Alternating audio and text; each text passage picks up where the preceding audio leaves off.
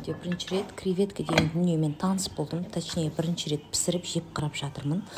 Ол үшін сары май керек болды. Соның ішіне сарымсақты уатып, осылай қызарғанша қуырып алып, тазаланған жаңа креветкамды салып, бетін жауып бұқтырып пісіріп алдым. Бетін неге жапып берістер, біреулер бетін жаппай пісіреді. Енді мен де құптаймын, психологически жаңағыдай бетін жапсаң көп піседі деген сөздер қалған. Сол себептен бетін жауып бұқтырып, дұрыстап бір 5 минуттай пісіріп алдым. Одан кейін бұқтау деген кезде бетін ашып тағы да бір 7 минут пісірдім. Енді дәмі керемет болады, пісіріп жатсаңыздар ас болсын.